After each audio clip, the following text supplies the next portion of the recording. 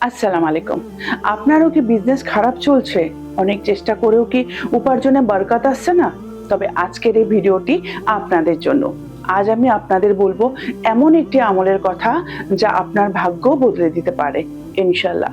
বন্ধুরা, আমরা সবাই চাই আমাদের জীবনটা যেন সচ্ছলতায় ভরে উঠুক।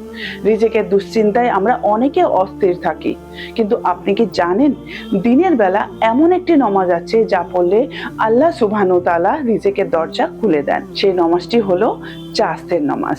আপনারও কি কোনো দোকান আছে যা একদম চলছে না, বা নতুন কোনো ব্যবসা শুরু করেছেন কিন্তু লাভের মুখ দেখছেন না?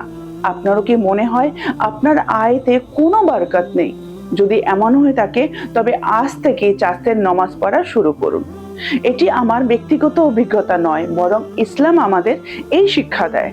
রাসূলুল্লাহ সাল্লাল্লাহু তাআলা আলাইহি ওয়াসাল্লাম বলেছেন, মানুষের শরীরে 360টি জয়েন্ট আছে, আর প্রতিদিন প্রতিটি জোড়ের জন্য সাদকা করা উচিত। কিন্তু আপনি যদি মাত্র 2 রাকাত চাস্তের নামাজ পড়েন, তবে তা আপনার পুরো শরীরে 360টি জোড়ে সাদকা হিসাবে কবুল হবে। সুবহানাল্লাহ। এখন প্রশ্ন হলো, এই নামাজ কখন পড়বেন? ইশরাকের পর থেকে জোহরের ঠিক আগ পর্যন্ত এর সময়। তবে সহজভাবে বলতে গেলে সকাল 10টার পর থেকে এই নামাজের উপযুক্ত সময় শুরু হয়। আপনি কমপক্ষে 2 রাকাত বা 4 রাকাত বা তার থেকে বেশিও পড়তে পারেন। যারা নিয়মিত চাস্তের নামাজ পড়ে, আল্লাহ সুবহানাহু ওয়া তাআলা তাদের গাফেলদের মধ্যে অন্তর্ভুক্ত করেন না। এই আমলটি আপনার মনকে শান্তি দেবে এবং রিজিকে অনেক বরকত দিয়ে আসবে।